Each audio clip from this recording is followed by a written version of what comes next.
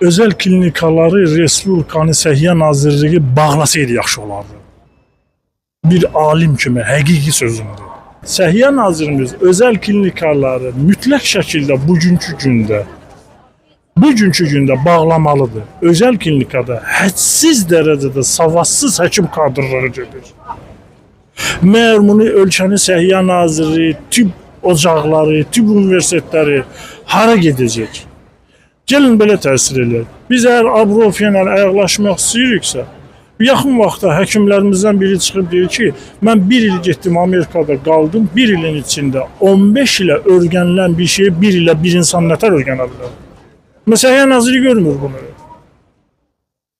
Bax, indiki zamanda qida rejiyonlarında Səhiyyə Nazirliyi baxmır. Hamısı rüşvətlə başalıb gedir. Mən 1-ci Qarabağ döyüşçüyəm.